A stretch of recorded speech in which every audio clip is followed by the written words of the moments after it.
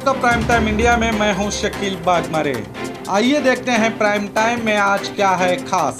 उत्तर प्रदेश में जंगल राज की मिसाल, वीडियो हुआ वायरल। कंगना से अवार्ड वापसी की मांग। मोदी हुकूमत में 12,000 करोड़ आयरन एक्सपोर्ट घोटाला, चंद अमीर दोस्तों को पहुंचाया फायदा, कांग्रेस का आरोप। तबलीगी जमात मामले में सुप्रीम कोर्ट ने लगाई केंद्र सरकार को फटकार। देश में कोरोना के हालात और जानते हैं दुनिया भर में आज क्या हुआ था खास। आइए देखते हैं खबरें विस्तार से। उत्तर प्रदेश में जंगल राज की मिसाल, वीडियो हुआ वायरल। उत्तर प्रदेश में एक और वीडियो वायरल हुआ है जिसमें उत्तर प्रदेश की पुलिस की पोल खोलकर रख दी है। हाथरस का मामला तो आप सबने सुना और सरकार और वहां की प्रशासन का रवैया भी देखने को मिला। अब एक और मामला बलिया का है जहां से हमारे देश के पूर्व प्रधानमंत्री चंद्रशेखर आते हैं। आरोप है कि यहां पर एक लड़की के साथ छेड़छाड़ होती है। जब लड़की पुलिस वालों से शिकायत करने थाने जाती है तो पुलिस वाले इस लड़की की शिकायत दर्ज नहीं करते बल्कि उल्टा उसके साथ बदसलूकी करते हैं। तो लड़की किसी तरह बाहर आकर अपना गुस्से का इजहार कर रही है। वीडियो हुआ है वायरल, देखिए। जोर जबरदस्ती करने की कोशिश कर रहा है। यहाँ की पुलिस नहीं सुनी है, मेरी कार्रवाई नहीं की गई है, मुझे भगा दिया गया है। पुलिस पी के दारू सो रहा है, बोलता है कि आराम फरमा रहा हूँ मैं, वो बोलता है मैं आराम फरमा रहा हूँ, मैं बोलती हूँ मेरा खबर पूरे न्यूज में फैला दिया जाए। ये पुलिस वाले नहीं सुनते हैं। अब आए दिन ऐसे घटनाएं उत्तर प्रदेश में आम हो गई हैं। खुद प्रधानमंत्री ने यूपी इलेक्शन के दौरान बड़े बड़े वादे किए थे, मगर अब वो सब वादे हवा होते देखकर लोग परेशान हो गए हैं। इसीलिए ऐसे वीडियो बनाकर सोशल मीडिया पर डाल रहे हैं ताकि देश को उत्तर प्रदेश की हकीकत मालूम हो सके। अब देखना है कि प्रशासन इस मामले में क्या करती है।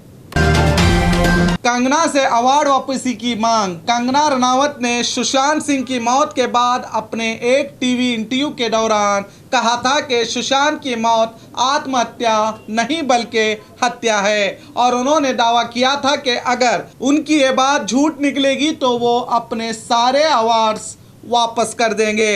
अब एम्स की रिपोर्ट के बाद सुशांत की मौत की तस्वीर साफ होती हुई दिखाई दे रही है, जिसमें एम्स के फॉरेंसिक जांच में डॉक्टरों ने सुशांत की मौत को हत्या नहीं बल्कि आत्महत्या करार दिया है। इसके बाद कंगना ट्रोलर्स के निशाने पर आ गई हैं। ये लोग कंगना को उनको दिए गए अवार्ड्स वापस करने की मांग कर रहे हैं। कंगना को इनका वादा याद दिला रहे हैं और अवार्ड वापस करने को कह रहे हैं। इस पर दिन भर सोशल मीडिया पर कंगना अवार्ड वापस करो ट्रेंड कर रहा था। अब कई लोग ट्वीट करके उन्हें झूठी गिरगिट की तरह रंग बदलने वाली तक कर रहे हैं। अब कंगना एम्स की जांच रिपोर्ट आने के बाद फंस गई हैं। हर बात पर अपना पक्ष रखने वाली कंगना अभी तक चुप हैं। अब लोग मांग कर रहे हैं कि कंगना जो वादा किया था निभाना पड़ेगा, सारे अवार्ड्स को वापस लौटाना पड़ेगा। आप देखते हैं आने वाले दिनों में कंगना इस बात का जवाब देती हैं या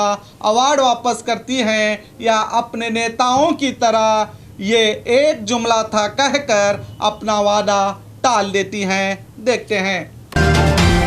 मोदी हुकूमत में 12,000 करोड़ आयरन एक्सपोर्ट घोटाला, चंद अमीर दोस्तों को पहुंचाया फायदा, कांग्रेस का आरोप। पिछली यूपीए सरकार पर कोला घोटाला, 2G घोटाला और भी कई घोटालों का आरोप लगाकर बीजेपी सत्ता में आई थी। अब कांग्रेस बीजेपी पर आरोप लगा रही है कि मोदी हुकूमत में 12,000 करोड़ का आयरन घोटाला हुआ है, जिसमें चंद अमीर दोस्तों को फ़ायदा पहुंचाने की बात कही जा रही है। आज कांग्रेस प्रवक्ता पवन खेड़ा ने एक प्रेस कॉन्फ्रेंस में बात करते हुए कहा कि ये हुकूमत भूल जाती है कि मुल्क और मुल्क के अंदर तमाम इदारों की तामीर कुछ मुट्ठी भर पूंजीपतियों ने नहीं की है, बल्कि इस मुल्क की तामीर एक एक हिंदुस्तान की मेहनत और खून पसीने से हुई है। जिस मुल्क को मुल्क के हर बाशिंदे ने बनाया हो, इसे चंद अमीरों के हाथों बिकता हुआ देखकर अफसोस होता है। और मोदी हुकूमत में 12,000 करोड़ आयरन एक्सपोर्ट घोटाला क्या है, कहा पवन खेड़ा ने। आजकल सियासत में हर कोई एक दूसरे पर कुछ भी आरोप लगा रहा है, मगर ये आरोप सिर्फ आरोप तक ही बनकर रह जाते हैं। अगर कांग्रेस के पास कोई पुख्ता सबूत हैं तो इसे जनता के सामने सार्वजनिक करके कोर्ट का दरवाज़ा भी खटखटाना चाहिए। सरकार पर तो निजीकरण के आरोप लग ही रहे हैं। अब जनता को सोचना चाहिए, देशभक्ति की आड़ में पार्टियां देश के साथ कहीं बहुत बुरा तो नहीं कर रही हैं। इन आरोपों का क्या करना है, ये हम आप पर छोड़ते हैं। तबलीगी जमात मामले में सुप्रीम कोर्ट ने लगाई केंद्र सरकार को फटकार। कोरोना दौर में तबलीगी जमात को लेकर हुई रिपोर्टिंग के मामले में सुप्रीम कोर्ट ने केंद्र सरकार को फटकार लगाई है। कोर्ट ने कहा है कि हाल के दिनों में बोलने की आज़ादी के अधिकार का सबसे ज़्यादा गलत इस्तेमाल हुआ है। सुप्रीम कोर्ट ने तबलीगी जमात मुद्दे पर मीडिया की रिपोर्टिंग और केंद्र के रवैये पर भी कई सवाल उठाए। अदालत ने सूचना और प्रसारण मंत्रालय से मीडिया की इस तरह की रिपोर्टिंग को रोकने के लिए पहले उठाए गए कदमों की डिटेल्स देने को कहा है। कोर्ट ने यह भी पूछा कि कोरोना के दौरान किसने आपत्तिजनक रिपोर्टिंग की और सरकार ने उनके खिलाफ क्या कार्रवाई की है, पूछा सुप्रीम कोर्ट ने। कोरोना महामारी की शुरुआती दौर में मीडिया ने कोरोना का फैलाव को तबलीगी जमात को जिम्मेदार ठहराकर रोज़ाना आपत्तिजनक रिपोर्टिंग की थी, जिससे देश में इनके प्रति एक नफरत का माहौल पैदा हो गया था। संविधान का चौथा स्तंभ माने जाने वाले इस मीडिया ने जमात को बदनाम करने की कोई कसर नहीं छोड़ी थी। इनके सुर तब ढीले पड़ गए थे जब मद्रास और मुंबई हाई कोर्ट ने मीडिया पर फटकार लगाई थी और कहा था कि महामारी के लिए कोई भी जिम्मेदार नहीं होता। अब सुप्रीम कोर्ट ने केंद्र सरकार पर फटकार लगाकर ये साबित कर दिया है कि सचमुच जमातों पर कितनी ज्यादती की गई थी।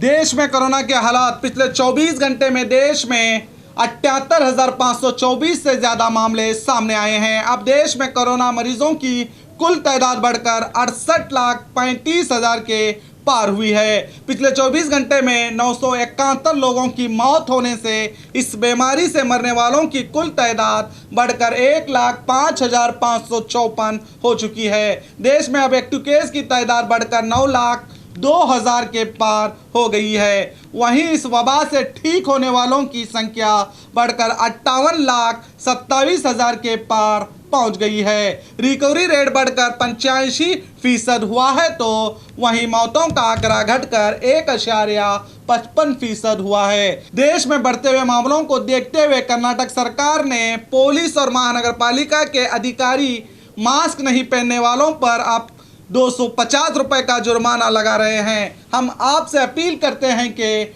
मास्क का इस्तेमाल करके खुद को और अपने परिवार को जुर्माने और कोरोना से बचाएं। आज 8 अक्टूबर है। चलिए जानते हैं आज क्या हुआ था दुनिया भर में खास।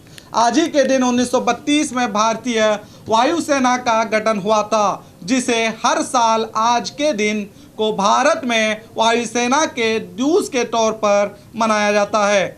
हिंदी के मशहूर कथाकार और उपन्यासकार मुंशी प्रेमचंद्र का आज ही के दिन 1979 में निधन हुआ था। आज ही के दिन 1965 को लंदन की 481 फीट डाकघर मीनार को खोला गया था। ये उस समय लंदन की सबसे ऊंची इमारत थी। आज ही के दिन 2005 को पाकिस्तान में 7.5 तीव्रता वाला भूकंप आया था, जिसमें 70,000 से ज़्यादा लोग मारे गए थे। और खबरों के लिए देखते रहिए आपका अपना बी news nation prime time India. अगर आपको हमारी खबरें पसंद आती हैं तो इसे लाइक करें, सब्सक्राइब करें और दूसरों तक फैलाना ना भूलिए।